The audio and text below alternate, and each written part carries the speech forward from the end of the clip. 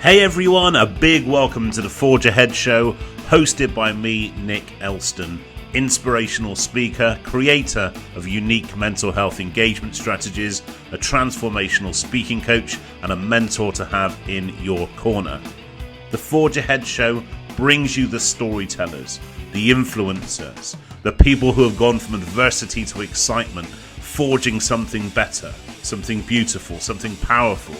So stay tuned, dive in, and be inspired by today's very special guest.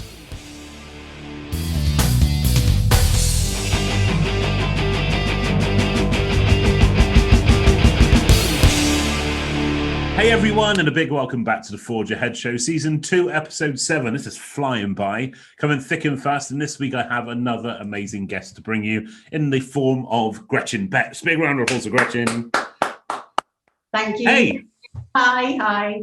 How you doing, all right? Really good, thank you. Yeah, excited to be here, excited to be talking to you. Lovely to have you along for lots of different reasons. Now, our paths crossed through the world of financial well-being. Now, as I was talking about last week with the guest that was on last week, Chris Budd, the world of financial services and wealth management and everything else kind of really came into my play by sharing that lived experience of mental health. So really looking at the relationship between mental health and money from a lived experience perspective. Before I even knew financial well-being was a thing, before I knew financial planners were not always just grey suited and booted. And my whole world has been blown apart by this over the past couple of years. And you were absolutely a formative part of that. We've carried on our connection through things like Next Gen and lots of different events. So without any further ado, please tell our audience who you are and what you do. Right, so yes, I'm Gretchen Betts, and I'm... It's like the chase, isn't it? Yeah, I'm Gretchen Betts, and I'm a financial planner. I live in South Wales, and I run a business called Magenta Financial Planning. I don't know how much more information you need. Well, the team at Magenta is about 9 people, and has been set up for about almost 5 years. So we're coming up to our 5-year anniversary. And I originally set that up with a business partner, but now it's just me, sole business owner with some wonderful staff and team supporting me, which is going really, really great. So I live in South Wales. I've got 2 cats. I've got a family, but not a family who live with me. I've got a family that I've got a brother and sister and my mum and dad, and they live in Wiltshire, so that's not too far away. It's not too far away. And actually, I noticed that you've picked up already on the cat element. Crazy Cat Lady is actually in your official LinkedIn write-up. I like that. Yeah. What cats do you have? Ashamed of, It's nothing to be ashamed of. I think it's the new cool, personally. But yeah, they've been my saving, animals, especially through COVID for everyone, animals have been certainly saving grace for a lot of people to give them that bit of sanity and routine. And certainly that's been the case with me. But also I've been incredibly lucky. I set up a Twitter account about 6 years ago for my cat, Basil at the time. And I've met people all over the world because of that. Wow. And also have been at various financial planning things where people have brought that up on stage, and it's been like a great kind of conversation starter. And people, it's been fab to admit to that, because it's just a great starting point for people to talk about. So I love that. How many cats do you have? Well, now I've got 2. So so I originally adopted a cat called Basil through Cats Protection, but he passed away in December, just after. Oh, I'm sorry to hear that. We've been lockdown buddies, and he was ill for a little bit, and now I've got 2 Persian kitties called Pumpkin and Teddy, who are ruling my life right now because they're only 6 months old. So they're in habit most of the time. I'm very fortunate. I stay on the right side of my cat. So I've got a big, aggressive ginger Tom called Woody. Came from a little bit of a rough upbringing, so he's got a bit of a temper, shall we say. However, so you can't really blame him, to be fair, but however, he does seem to choose me as the one he goes to, so he will cuddle in and stuff. So we definitely have more of a bond, I would say, because every time he sees my wife, he just tries to launch an attack. So that's not a good thing. It's interesting you say that actually about kind of pets and lockdown. I get that completely. More so, I say with my dog, given the temperament of the cat. Yeah, I get that. And I was actually reading this week that the new rise in the most popular business that's being set up is around dog sitting and cat sitting now, because coming away from lockdown and people getting back out into the world and doing their stuff, there's going to be a lot of kind of like separation anxiety going on for pets, isn't there? Yeah, and I've got friends who have always said, "Oh, we're too busy to have a dog, or we're too busy to have a pet because we go away this many times a year," and they've just gone, "Well, we haven't been away. We're just going to, And people have gotten pets to add an element of excitement, almost change up to their life. And I think there will be a whole those self-employed people who want to be pet sitters. They're going to be definitely certain jobs that are in high demand right now, along with people laying patios and building outside areas and that kind of thing. So I see a lot of, people need to maybe jump on that train for a little bit. Every cloud, as they say. Indeed. Yeah.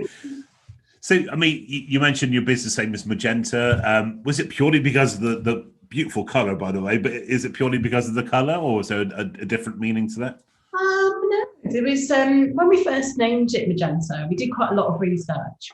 It's hard thinking of a business name, when we all we knew was we didn't want it to be our names. I didn't want anything to be Bets, or Julie didn't want anything to be Lord, that it didn't really work together. And we went, right, it's got to be something, one word, hopefully easy to say, although people still say it wrong sometimes. But, we would just be Magenta was the idea. You wouldn't have to say the whole thing. And but also we did loads of research, and I found one night, on your iPhone, just sort of about the psychology of the color. And Magenta has really strong connections with the way we wanted to think about how we did financial planning. So offering reassurance, having confidence, a sort of peace of mind. It's it's weird. Magenta is a color of its own. On the color spectrum, it's called magenta. It's not really made up of anything else. But actually, if you think about it, it's kind of a red and it's kind of a blue, in between those two. And red is really quite, strong and sort of quite aggressive, isn't it? And you think about, if you'd had a red logo, wasn't that happy with that. And then the blue, maybe that's a bit calmer and, more, but certainly deemed more corporate. If you think about all of the banks and stuff, they could be calm, reassurance, sort of that kind of, And so for me, it's about that in between. It's about making sure there's that personality and fieriness, etc. And bringing confidence to people, being a people person, and then having that overlay of knowing your stuff, offering reassurance, and giving that. So hopefully, the colour itself has a lot of meaning behind it, and we've just fell in love with that and wanted to, and decided that was what it would be. I think that's pretty cool. I mean, the weirdly, like, fun but nerdy fact that in my corporate days, for a vast majority of my career, I worked with printers and copiers. So I knew that magenta was a standalone color along with cyan and yellow. So all that kind of geeky, nerdy stuff come back and I thought, I know that, she's right. It's really cool. Yeah. And it's worked really well for me. I mean, I've always kind of liked pink, so that works well. And then once we started it, we're like, actually, could we do more of this brand? And it's just developed over the 5 years. Has become sort of the thing. So always try and have something magenta on. My wardrobe is definitely, the work wardrobe is definitely very magenta, and then I have a whole different thing going on for the rest of the weekend. And it's just become great because people just instantly recognize it, and it's offered us a really just nice brand identity which people have resonated with, which has been fantastic. Yeah, absolutely. And also your personal brand is really impressive. Genuinely, I meet a lot of people in your space, and you're certainly a standout person, and not just because of your qualities as a personally and professionally, but in terms of your personal brand as well. And it's interesting, people do pick up on those memory hooks. I mean, you mentioned about red and that being kind of like a power color. People will actively play on that. Blue and the same, as I said, especially in a corporate setting. It's no surprise most social media platforms use lowercase and blue, and it's very kind of familiar kind of feel. But actually people remember you on lots of different levels. I know with me, it's the cap. I mean, I actually got booked once for saying, "Oh, you the guy with the cap and the beard?" Yeah, that's me. Right, okay, we're going to book you. What about if I never had a cap and a beard? What would you say there? Yeah. Kind of, I did try shaving last year, and it may have been a breakdown, but I'm not quite sure. But I did try shaving last year, and it was weirdly, it had quite a negative effect on staff. Weirdly, so I get the personal brand thing, but yeah, I think I've had a conversation with another next gen planner about this before, about how there are certain characteristics which make people warm to you more, and and that then may conversely put people off. And I do think you have to think about that. We spent a long time building the Magenta brand, but Julie and I were very big advocates of having a personal brand that reflects our business. Reflects the business, but that you're comfortable with. Like, I don't want people to pretend that that's not them. I'm not. And I think if you can be a bit quirky, I've always been a bit quirky. I don't think there's any harm in bringing some of that. And for me, no. Having your own business means that you can confidently do that. Yeah, I think so. When I worked for a lot of the big corporates, I felt like I had to toe the line with maybe not what I wore, so I was never told what to wear, but you want to fit in, you don't want to stand out, you want to, and that was probably an age thing for me at the time as well, sort of finding my feet, finding who I am. But I think that looking back, I definitely just tried to mix in with everybody else. So that's why you get so many people just wearing the same thing and just being type of personality, because everyone doesn't want to really stand out and stuff. And I think, working with Julie over the years and then being able to find this amazing group of people in Next Gen and then starting the business, it all just layers those confidences on you that actually you can be the person that you are openly to people. Yeah, and that's you're coming from a space which is traditionally, I guess, one of the last bastions, I would say, of the traditional business kind of ethos of you must wear a suit, and it's driving that kind of real positive culture change, I think, as well. I think that weirdly, I think that for women, it's a little bit easier in that, because for years we've not wear. I have got a suit jacket on today, but I hardly ever wear a suit. It's only because it's bright pink that I've got it on. I mean, I think it's slightly easier for women in that field, because we can maybe show our personality a bit more with what we're wearing and that kind of thing. And I talked to some of the guys in Next Gen and other financial planners I know, other than just deciding to tick that box that you'll never wear a suit, that you might go for the chino and shirts. There's not that much, more, but we make such a big deal out of it about whether people should wear a suit or whether it's no different to just, we've talked a lot about it's got to be tailored to your audience.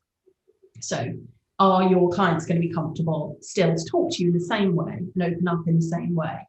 Then as long as they are, I don't think it matters that much, really. But there's still ongoing conversations about it in our field. Like, seriously, it's a big deal still. And I always remember I used to work for an accountancy practice, and there was a guy there. He was the accountant for the farmers. So he was the one who did all the farming, agricultural accounts and stuff.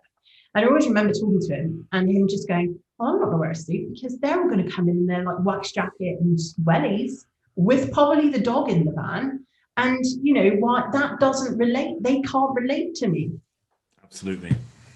So that's really important when you think about who you're dealing with in any job, I think, and people, because people relate to people. Yeah, I think you're right. I think also coming from a general corporate kind of background, I would say there was certainly, if you look at the way that I dressed when I first started speaking about this stuff now and how I dress now, it was like an evolution of man model. I went from suit to waistcoat to trousers and tie, and then the tie went and the waistcoat went. And so it is an interesting one. I think it does come with confidence and also respect for your audience. As you said, I don't have to be mindful. They're not investing in me. I'm not dealing with that in that sense. However, I kind of really set a stall out. Somebody says to me, "Oh, why do you wear the cap? Why do you wear your jeans?" And because that's what I do, even in London law firms, going in jeans, cap, check shirt, that kind of stuff. I think there's two reasons. I think the first thing is that I can't deliver authentically or authenticity dressed like something I'm not. So that's the first one. I think the second one is more bloody minded, that if I'm going to run a business for potentially for the only time ever, I'm going to do it completely how I want to do it. So there was that element too. But the audience that I have is different, and they're buying in on a different level. So I absolutely get that.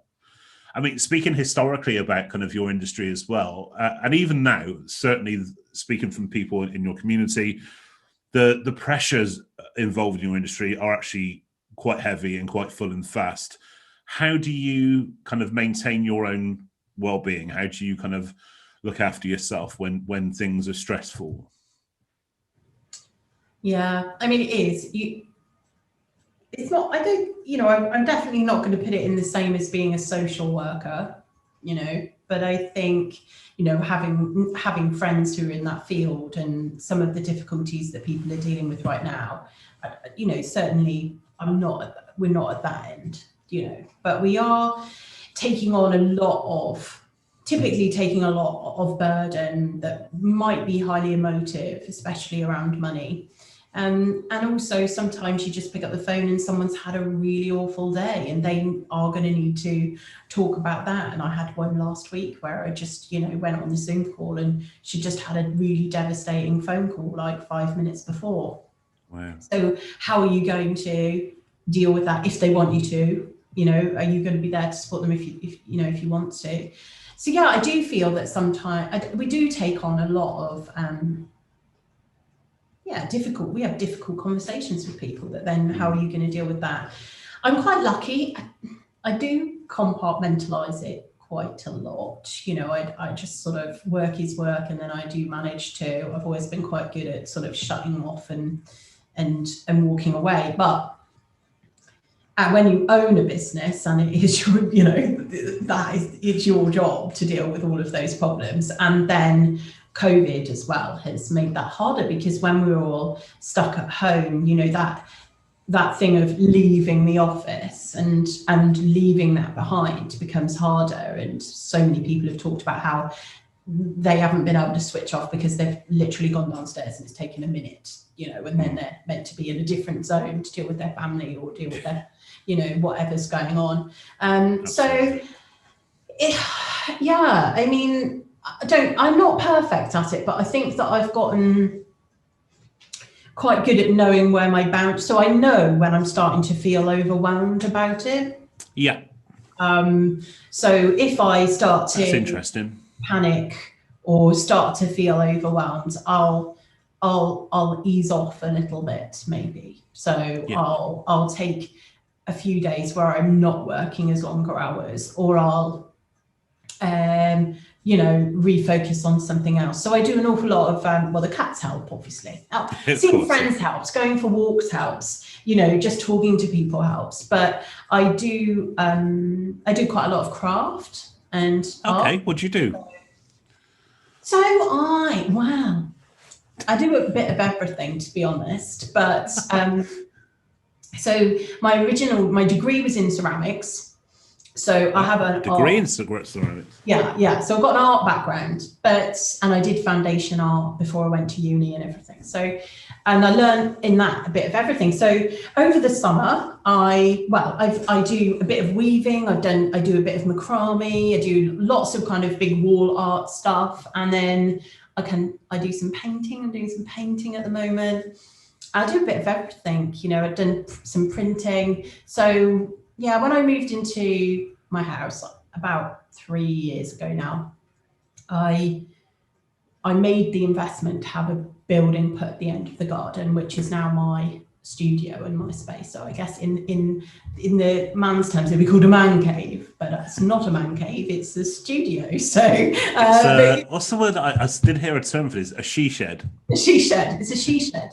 But it was like the best money I've ever spent getting that done, so that I knew that it was separate. I didn't have to tidy stuff away, because half the problem with doing things is that or anything in your house, you know, office, if it's your office or you've got a piano, whatever it is, it's taking up space of other parts of your house. So to have it be able to be separate, honestly, was the best thing. And then when lockdown came, I spent so much time in that after work, you know, and just did loads, and it really helps focus. Like, I just don't think about anything else when I'm making.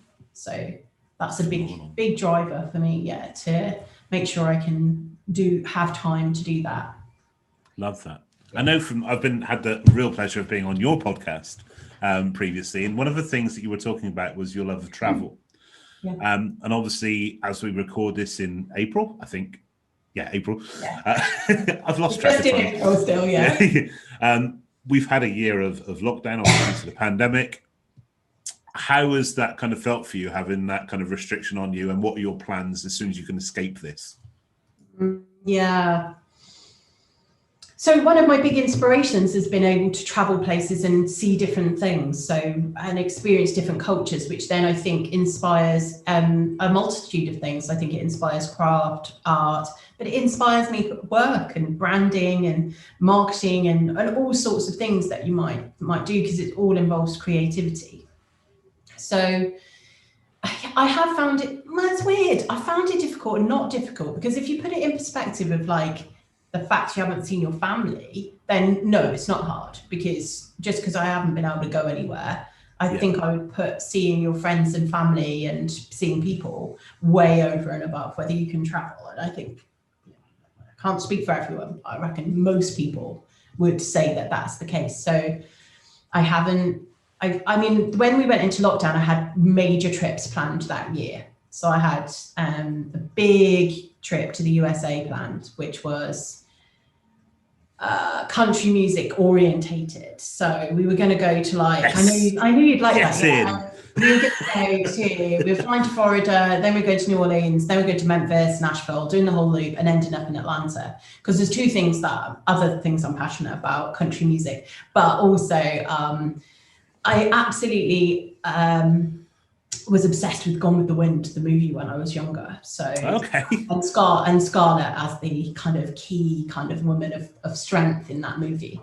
And so of course there's loads of ties to O'Hara and Scarlett and Gone with the Wind in the southern states. So I was planning on doing that. It was going to be a really big trip with my parents, which would probably be one of the biggest trips that we'll ever, now probably one of the last trips we would have done, because they're, getting older. So that got delayed. I had a Canada trip planned, and I had a couple of others lined up, and those all got cancelled. And it would have been amazing to be doing them, but I think they will get rearranged, Absolutely. So you said, but I've digressed a bit, but you said, what did I think I'd do when we can? Yes. And my answer is, this year I don't think I'll do anything, even if we can. I think it's not, taking that risk is not for me. So does that include within the UK or? No, I'm going to do some UK. So I'm going to Scotland this coming month or something in May, to a place where I've always been as a child. So again, it will just be a recuperation and relaxation kind of trip. And a couple of other things with family. My brother and sister who are twins are going to be 40, so we've got a big kind of family thing for that.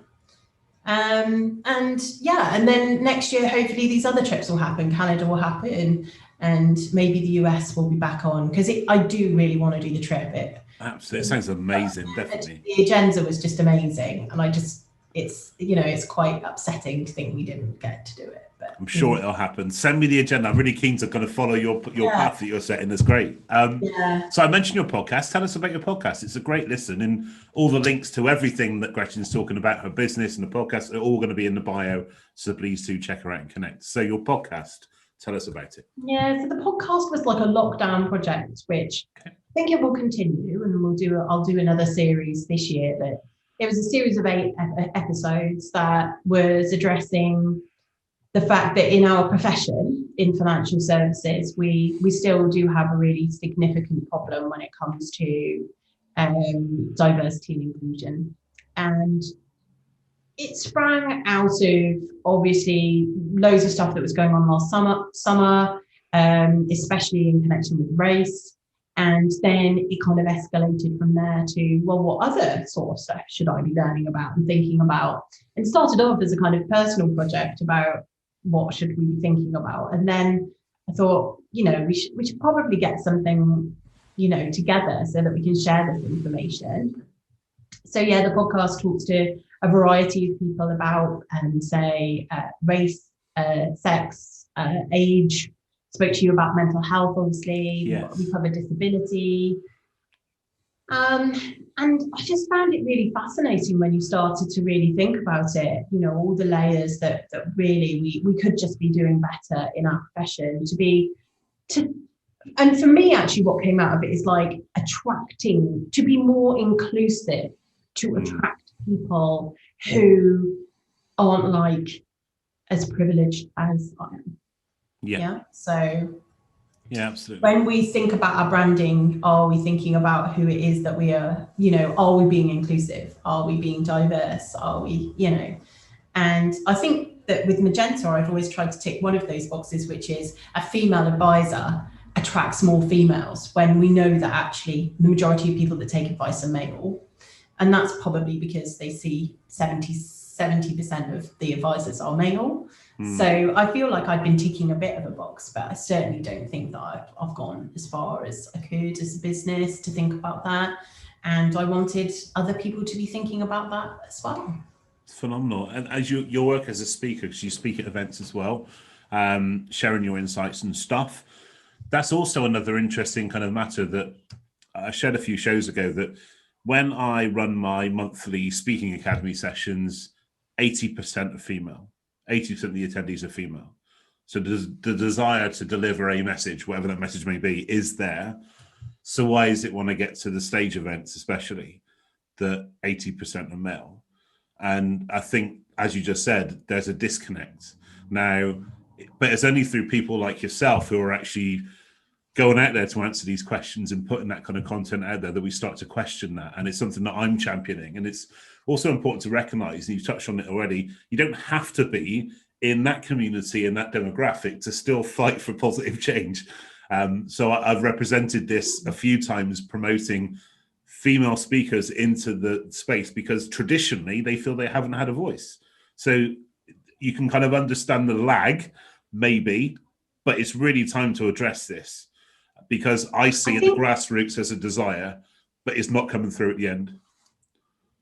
I think that's what a lot of the conversations need to be about. It's about allyship. It's about someone else helping the minority to reach that platform. Not speak for them, but just give them maybe the stepping stones to get there. And I think that it's quite interesting what you say about your training and then what you see on stage.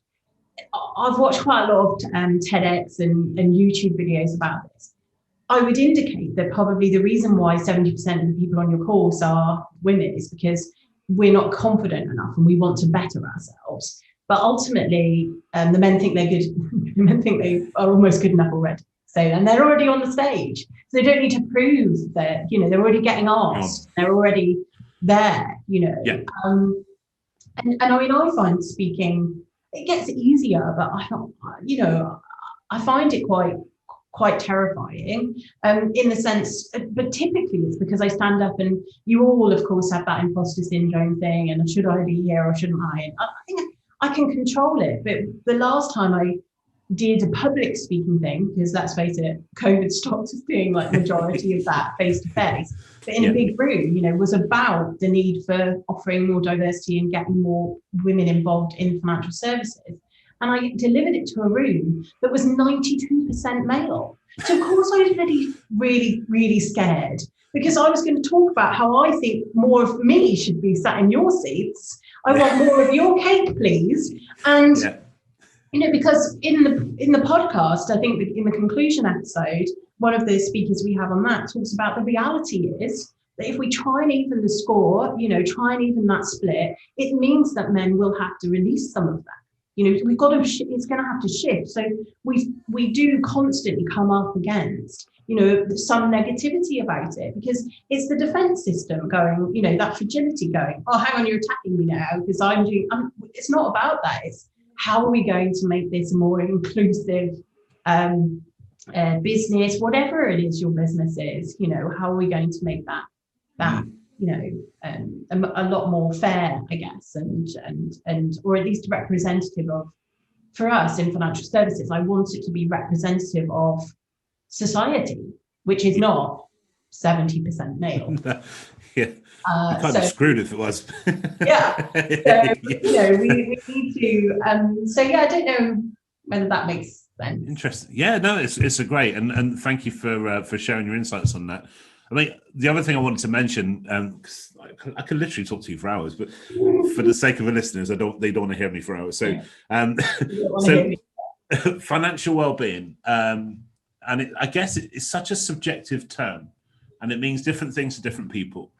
It means different things to me coming from a lived experience perspective, and it does to somebody who's actually working in the space as a financial planner, as a financial services professional. What does financial well-being mean to you, and why are you so passionate about empowering financial planning? Because there's definitely a difference in your brand and the way that you promote yourself. It's very personally driven, and I'm just wondering if there's a real why there for you. So I think for me, the first question was, what is financial well-being? What does financial well-being mean to me? I think it changes client by client. I think it is personal. Financial well-being can't necessarily be, in my view, just ticked as one thing for everyone. It's got to be personal. So it might be that for some clients, it's about getting control, understanding, really feeling comfortable that they understand what they're doing.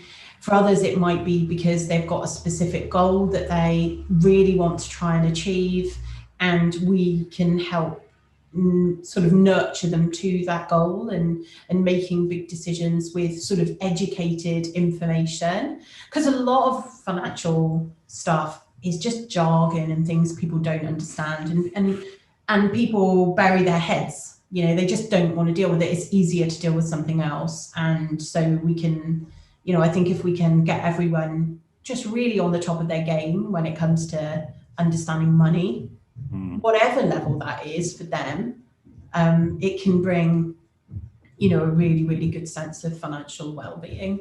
And I do think it's different for everyone. So that's it from that angle. And then for us, it's quite interesting because the concept of financial well-being is a relatively new thing that we're all talking about. Like you mentioned that you interviewed Chris the previous episode. Well, the Institute of Financial Wellbeing and all the work that Chris has been doing around for a good number of years now around this with his Financial Wellbeing podcast and stuff. I think really it's just branded it, because we've been doing proper financial planning for so many years that there's been elements of this, what financial well-being is throughout it. It's just that we haven't ever branded it or said it like that. And for me, it's just about a personal bespoke service that to make sure the client is, complete in control, understands what they're doing, and doesn't feel patronized, but so really gets it. That's what I'm passionate about, is that someone leaves the room after meeting me and says, I completely get everything she said, rather than leaving the room and going, God, they said that, and that didn't make sense, and that was jargon, and that was too complicated. For me, that gives a sense of well-being immediately as they leave the room. So that's what I want things to be as simple as they can be for people, and they feel confident then that they can, really, really get a grip to all this stuff. And then that has such a knock-on effect the rest of your life about your general well-being, doesn't it? If you've got that one thing under control. Yeah. It is huge. Like you said, I think it is a case of people do tend to bury their heads in the sand, especially if they're at a point of difficulty. Again, I mentioned earlier on, or alluded to, that link to money and mental health. It's not just one way. That you see very rich people with mental health challenges. You see people that have actually got into financial difficulty, and that's created mental health challenges. So actually it comes both ways. But that link between especially things like anxiety and money is huge, because it also keeps people in that zone where they don't reach out for help to people like yourself, people that could actually offer a way forward. If somebody was at a point in their life now where they just feel overwhelmed by their money and their situation, where would you send people? But obviously I know you can do this yourself, but what advice would you give to that person to be able to have the confidence to reach out for help when they need it most? It's really difficult to answer that, because I think there is only, sadly, unless you reach out, there is only you who can take that first step. Yeah. And no one can actually help you very much with that first step of making contact. I think the best thing to do is not bury your head too much. So I have a lot of experience with several clients who would just say, I haven't opened a bank statement or anything. I haven't looked at my bank statements for 2 years. I have no clue what's going on. All I know is I haven't got someone knocking on the door about, but I don't know anything else. I don't know. I'm so scared to do it. Or I've got another client who the other week told me life would just be so much easier without this money. I just don't want to have to make the decisions for this money. So it's, everyone's got different layers, as you said. You introduced that. I'm going to have some clients that have got a lot of money, some clients that don't have a lot of money, and everyone's at different layers. But I think, I don't know, maybe it's small steps. Maybe it's just, open that bank account, do open the statement every day, or do open the bill and deals with the bills, just do one of those things in a week, and just, try and take small steps. And then I guess it's really thinking about, what would help. Or if you don't know what would help, then reach out and try and get some guidance over the phone about what might be, if I had a call, it would be about how I'd be wanting to know, well, what would make me feel more in control? What steps do you think we could take? And we also do, in one of the coaching things that I've been doing recently, is just sort of maybe just putting a number on it. If I asked you on a scale of 1 to 10, like, how bad do you feel about the state of your money, or whatever it is that we were talking about, where are you on the scale? And then what needs to happen to get you slightly up that scale? So if you're a 1 now, what do you need to do to get to 3? Feel a bit more confident. What do you need to get to 5, which might be when you could pick up the phone? And, without knowing the specific circumstance, that's about the only thing that I think that, in my mind is a way to peel it back and go, right, what could I do today to try and get myself further up that scale? That makes so much sense. And I think also that approach removes the potential barriers to reaching out for help. I also think it has to be said, and it's just personal opinion, that the new kind of culture coming through, as opposed to traditional kind of mindset, that also removes a barrier, because it feels softer, is the right word, softer to engage with. Probably a better word than softer. I hope that makes sense. Yeah, I think so. And I mean, financial advisors, financial planners, whatever you want to call us, even the banks, if you put it down to it, get a bit of the majority of us, we've got sadly a bad reputation built on things that have happened previously. So I think that, a good financial advisor, who's independent, is going to be more than happy to signpost you if they can't help you directly. But also there's tons of podcasts out there now as well. There's loads of really good resources, isn't there, that you can listen to without having to engage anyone if you don't want to do that, so absolutely. And loads of information online as well. But I think if you're at a stage at that real low, you've got to start, right, what could make me feel better about this initially? And then I'd also say, if you did that scale thing and you're actually on a 5, it's not quite, that's not too bad. Like, why would you get between 5 and 10, Yeah. That's my thoughts on that, I think. I think I also wanted to ask you this question, really. I think from a I guess from a personal development, professional development, certainly a mental health perspective in terms of how we positively kind of build our mental health. The past year has kind of forced a lot of people into survival mode. So what I mean by that is if we don't know what the end looks like right now exactly, still, we don't know when the end's going to be exactly right now, how do we then kind of set goals, aspirations, and that kind of stuff? And so from my sector, from my world, a lot of people have gone back into that survival mode. Have you kind of heard from your clients on this in terms of the planning their finances and setting their financial goals and aspirations? Have people become more kind of, we have what we hold, or are people still making plans the best that they can? I think there's a scale. I think there's some people who have just been like, especially in the first part of lockdown, our first lockdown, everyone was in a bit of shock.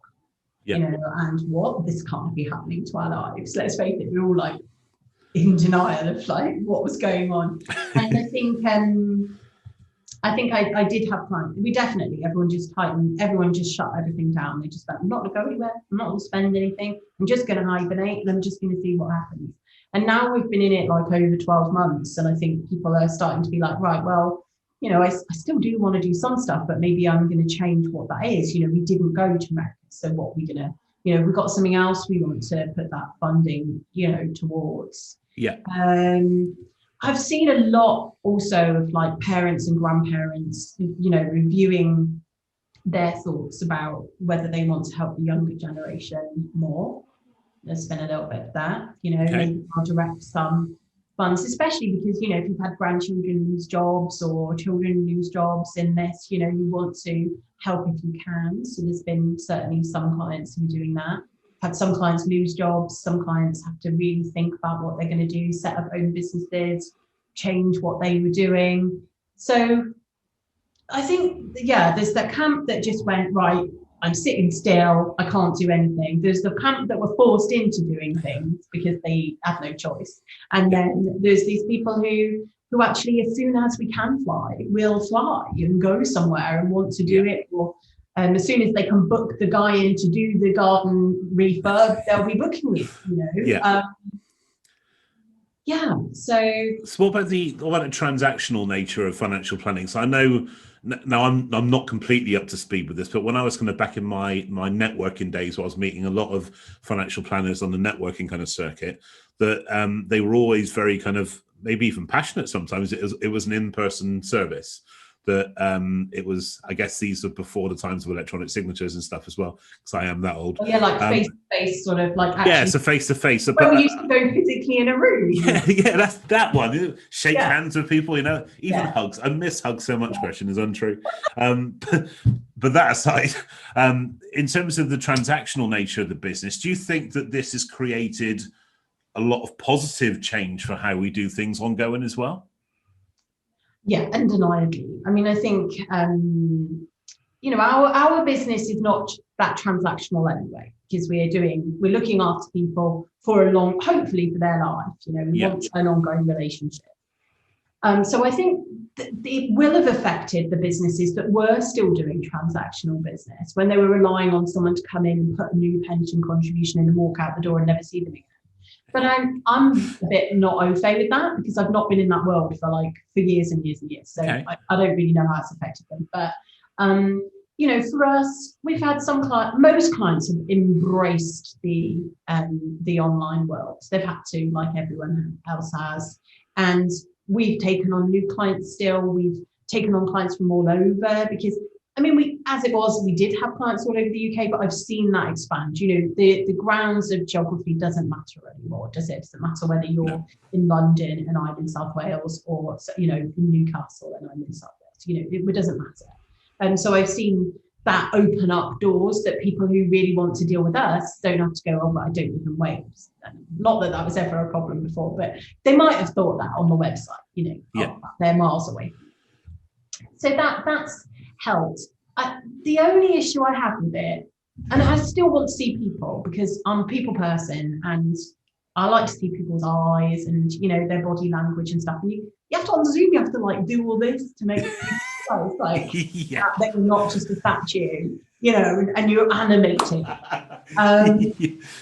I don't like that very much, but also I've got some clients, who are elderly or might have learning difficulties who it's not good for.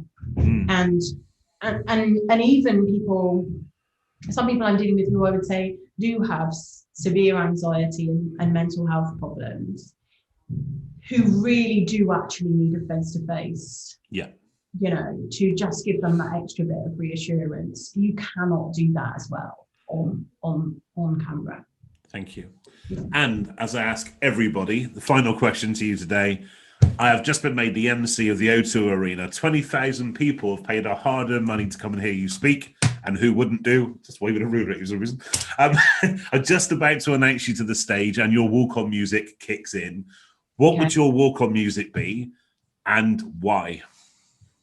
Okay, so my walk-on music, and I think I've shared this with you before, because you did the Next Gen thing, didn't you, for Spotify? Yes, the Next Gen playlist. My walk-on music is Kylie Minogue's Dancing.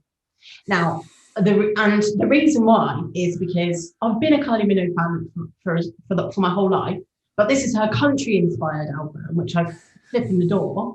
And also, it's just about, it's basically like whatever I do, I want to go out dancing. So whether it's on stage, living your life, or eventually when you go to the pearly gates, you flipping be dancing. It was always a tight contest between a couple of songs, but that one's the one for me right now. I love that. And as a Kylie and a country fan, that must be your real sweet spot once you've done the country album. It was absolutely. And what a happy note to finish this conversation on. Big thanks for coming on the show. It's been such amazing to talk to you, and thank you for donating your busy time to us all. Big round of applause, Gretchen Betts. Oh, thank you, Nick. Thank you for having me. And yeah, it's good. It's always good to talk, but it's always, good to talk, especially now.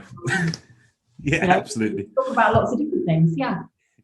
And if you do want to connect, and I strongly suggest you connect with Gretchen, all the links are in the bio, links to the podcast, links to everything else. Please do check her out and connect. I'm sure she'll be delighted to hear from you. And again, big thanks to Gretchen, and we'll see you next time. So on next week's show, we have an amazing guy in James Perryman, communications guru extraordinaire, and we'll be looking at different elements of communications and presenting, and as well as that, his personal story and sharing his insights with us as well. So look forward to seeing you then. Stay tuned and take care. See you then. Take care, guys. Bye-bye. Bye. And that's a wrap.